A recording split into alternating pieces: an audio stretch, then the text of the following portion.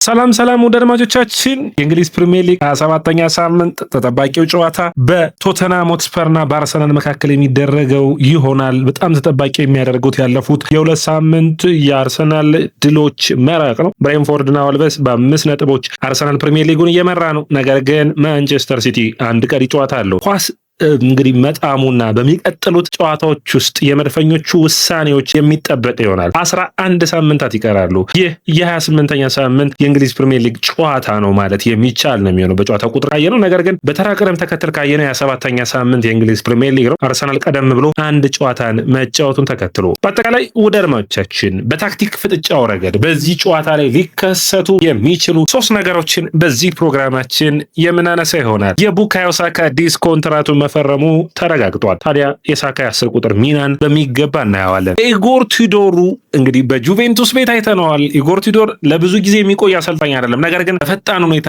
ቀየራዎችና ለውጦች ሲታሰቡ ተመራጩ አሰልጣኝ ሆኖ ደግሞ መነሳት የሚችል አሰልጣኝ ነው። ታዲያ ስለ ኢጎር ቱዶሩ ቶተንሃም የምናወራው ይኖረናል። ወደ አድማጮቻችን ሌላኛው ዮኮሬስ እና የአጥቂ መስመሩ ሄሱስ ወይስ ዮኮሬስ፣ እነዚህን 3 ነጥቦች የማቀርብላችሁ ይሆናል። ወደ አድማጮቻችን ታዲያ ይህ የያ ስፖርት ነው። የያ ስፖርትን ላይክ፣ ሼር፣ ኮሜንት፣ ሰብስክራይብ የውጤት ግምታችሁን ሀሳብ አስተያየታችሁን ሁሉንም አድርሱን። አርሰናል እንግዲህ አጣብቂኝ ውስጥ ነው ያለው። ከዚህ በኋላ ሁሉን ሁኔታ የሚወስንበት ትልልቅ ጨዋታዎች ከፊታቸው ይገኛሉ። ምንም እንኳን አርሰናል የሚቀጥሉት ጨዋታዎች አሁንም ሙሉ በሙሉ የማሸነፍ እድል አለው ወይ ተብሎ ቢጠራ አሁንም የእንግሊዝ ፕሪሚየር ሊግ ዋንጫን የማሸነፍ ሂደቱ በራሱ ፐርፎርማንስ ላይ የሚወሰን ይሆናል። ቴሪ ዳንኤል ሄንሪ ትናንት ጥሩ አስተያየት ሰጥቷል። ውድ አድማጮቻችን ለአርሰናል ደጋፊዎች ነው ይህንን አስተያየት የሰጠው። ምን አለ ብላችሁ ከጠየቃችሁኝ በጣም ጥሩ አስተያየት ነው። አርሰናል 20 ዓመቶችን ዋንጫ አላነሳምና ገና ብዙ ፈተናዎችን አሳልፎ ነው ዋንጫውን በቀላሉ እንደሚያነሳ አጠብቁ የሚል አስተያየቱና ድጋፉን በሚገባ ሳይቷል። ታዲያ ሌላኛው የአርሰናል ደጋፊ እንደሆነ የሚታወቀው ፒርስ ሞርጋን ደግሞ ጥሩ አስተያየትን ሰጥቷል። ማይክል አርቴታ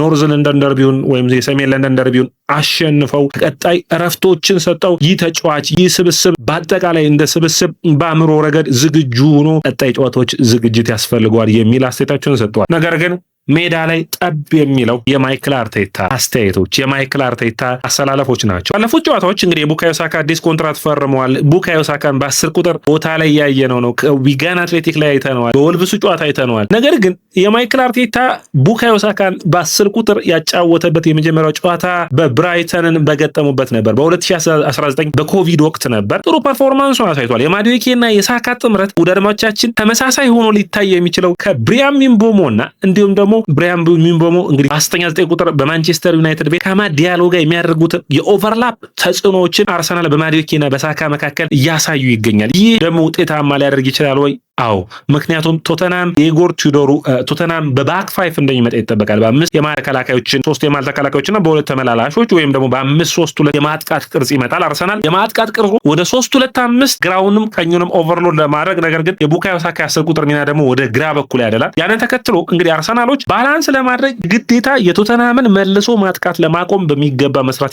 ያስፈልጋቸዋል። ታዲያ ይህንን ባላንስ ለመፍጠር አላፊዮሪም ቲምበርም ኦቨርላፕ እንዲያደርጉ እድል መስጠት የሚያስፈልግ አይመስለኝም። በተለይ በግራ በኩል ማዱዌኬና እንዲሁም ደግሞ የቡካዮ ሳካ ኦቨርሎድ ለማድረግ የተሻለ ጫናዎች ስለሚፈጥሩ ካላፊዮሪ ኦቨርላፕ እንዲያደርግ መፍቀድና ቲምበር ግን መከላከሉን በሚገባ እንዲያግዝ ኦቨርላፕ ወደ ኋላ መለስ ብሎ እንዲቆም የሚያስፈልግ ነው። የአማካይ መስመሩን ማገዝ ያስፈልጋል። እንግዲህ የኢጎር ቱዶር አሰላለፍ እዚህ ጋር ሌላኛው ወሳኝ ሆኖ ነጥብ መነሳት የሚጠበቅበት ነው። ምክንያቱም ኢጎር ቱዶር ብዙውን ጊዜ በመልሶ ማጥቃት በሁለት አጥቂዎች የመጫወት እድል ሊኖር ይችላል። ኮሎሞያኒና እንዲሁም ደግሞ ሌላኛው ተጫዋች የሆነው ሶላንኬን በአንድ ላይ ካሰለፈ በሁለቱም የሰከንድ ቦል አጠቃቀም ለጃቪ ሲሞንስ ተመራጭ ስለሚሆን አፍ ስፔሱ ላይ ደግሞ ጃቪ ሲሞንስ ጥሩ ሹት አድራጊ ስለሆነ የተለየ ድሎችን እንዳያገኙ አርሰናል በአማካኝ መስመሩ ላይ የተሻለ የተጫዋቾችን ኦቨርሎድ ማድረግ ይጠበቃል። ቶተንሃም የመስመር ኦቨርላፕ የሚያደርጉ ተጫዋቾች እጥረት አለበት። ስለዚህ አርሰናል የመስመር ተከላካዮች ጫናዎችን ስለሚቀንስላቸው ወደ መሃል ኮንሰንትሬትድ ያደረገ ኦቨርሎዱን መሃል አማካኙ ላይ ሊበዛ ስለሚችል ዲክላን ራይስና ዙቢሜንዲን የመስመር ተከላካዮቹ በሚገባ ሽፋኖችን ለመስጠት መሞከር ይጠበቅባቸዋል። ስለዚህ እዛ ላይ አርሰናል ኦቨርሎድ ማድረግ ይጠበቅበታል። የቶተንሃምን 3ቱን የማጥቃት መስመር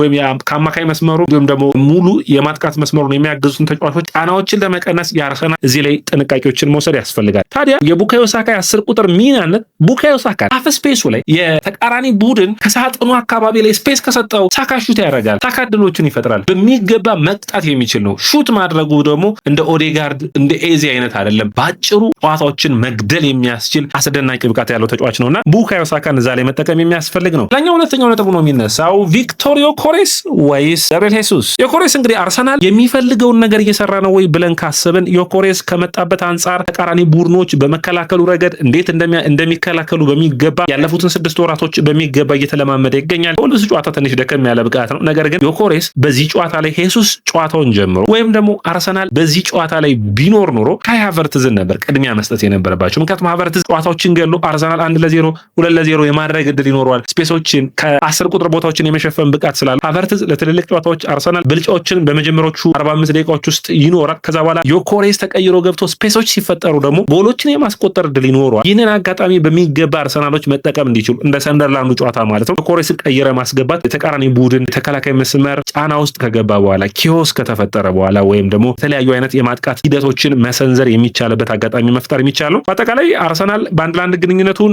በሚገባ ዮኬሬስ ማሻሻል የሚጠበቅበት ነው። ከዛ ውጭ ደግሞ በራሱን ከተቃራኒ ቡድኖች ነጥሎ ለማግኘትና ይሄ ሃላንድ የሚያደርገው አይነት የማጥቃት ሁኔታዎችን በሚገባ መጠቀም ያስፈልጋል። ነገር ግን አርሰናል በሚፈራቸው ደካማ በነበረባቸው በተለይ ባለፉት 6 ወራት ጥሩ ፐርፎርም ያደረገበት አለ። አጨራረሱን ማሳመር ለዮኬሬስ የሚያስፈልግ ነው የሚሆነው። የውድድር ዓመቱን አርሰናል በቀጣዮቹ ጊዜያቶች ምን አይነት የማጥቃት ሂደትን ያመጣሉ በሚለው ሂደት ውስጥ የዮኬሬስ ምን አስፈላጊ ነው የሚሆን ብዬ አስባለሁ። ሌላኛው እንግዲህ ቶተንሃም እንዴት አርሰናልን በሚገባ ሊያጠቃው ይችላል ወይም እንዴት ሊቀርብ ይችላል ነው። እንግዲህ የኢጎር ቱዶር ቡድን ጥሩ ፐርፎርማንስ ያለው ሊሆን ይችላል ወይ በተለይ አሰልጣኝ የመጀመሪያዎቹ ለውጦች ቡድኖችን ተጋላጭ ያደርጋሉ፣ ፈታኝም ይሆናሉ። ይሄ በግልጽ የሚታሰብ ነው፣ ምንም ጥያቄ የሌለው። አሰልጣኝ ሲቀየር ተቃራኒ ቡድን መገመት አይችልም። ስለዚህ በዛ ረገድ በሚገባ ተጠቃሚ ትሆናለህ። ታዲያ ይህንን ካርድ ኢጎር ቱዶር ሊጠቀም ይችላል። ነገር ግን የተለመደ አይነት ያጫወት ስታይል አለው። 3-5-2 ነው የሚጠቀመው። ቡድኑ በጣም ቀጥተኛ እንዲሆን ይፈልጋል። ቴዎቲክ ነገሮችን ለመፍጠር ይሞክራል። የሮሜሮ አለመኖር ለአርሰናል ጥሩ ድል ቢሆንም ራጉሰን ፓውሊኒየነ፣ ሚኪ ቫይንደቬን ተከላካይ መስመሩን ይመሩታል ተብሎ ይገበቃል። ሁለቱን መስመሮች ደግሞ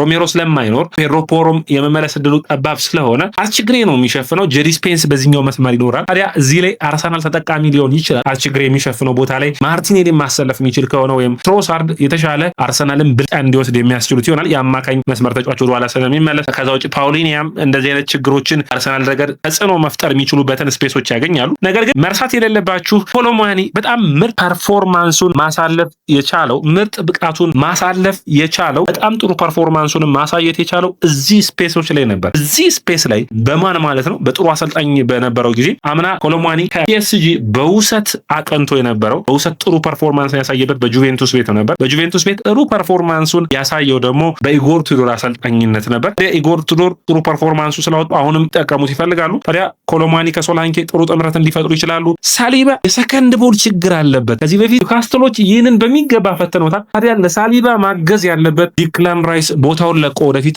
ማጥቃት የሚጠበቅበት አይመስለኝም። የአማካይ መስመሩ ጥንካሬ ላይ የሶስቱ የመሃል ተከላካዮች ከሁለቱ ተከላካዮች መሃል ኋላ ፈግፍጎ ሊጫወት የሚችልበት እድል ይኖራል። ሳሊባ ሰከንድ ቦል ሳሊባ በመሬት ላይ ማንም እግር ኳስ ተጫዋች ሊያደርግ የማይችለውን ስህተቶችን ቀንሶ መጫወት የሚችል ነው። ነገር ግን ሰከንድ ቦሎች የነጠሩ ኳሶች ላይ አየር ላይ የሚላኩ ኳሶች ላይ አርሰናል በጥሩ ፐርፎርማንስ እንኳን ቶተናም ማሸነፍ ቢችልም ሪቻርድሰን በሚገባ የፈተነበት ጨዋታ እንደነበር የምታስታውሱት ነው። መድፈኞቹ ከባድ ፈተና ነው የሚሆንባቸው። ነገር ግን ወደ ድል መመለስ ግድ ይላል። ሰሜን ለንደን ደርቢ ነው። ቶተናም አርሰናልን ከዋንጫ የሚያስቀረው ከሆነ በውድድር ዓመቱ ያገኙትን ያክል የዋንጫ ያክል ነው አርሰናልን ማሸነፋቸውን የሚቆጥሩትና እዚህ ላይ እንግዲህ መድፈኞቹ ጥንቃቄ አድርገው የማይክል አርቴታ ቡድን ፈተናዎቹ አሁን የሚጀምሩ ይሆናል። ታዲያ ማይክል አርቴታ እና ቡድን ተጫዋቾቹ ይህንን ፈተና የሚያልፉት ይሆናል ወይ? የሚጠበቅ ነው የሚሆነው። ወደ አድማቻችን የያ ስፖርት ነው። የያ ስፖርትን ላይክ፣ ሼር፣ ኮሜንት፣ ሰብስክራይብ ማድረጋችሁን አትርሱ።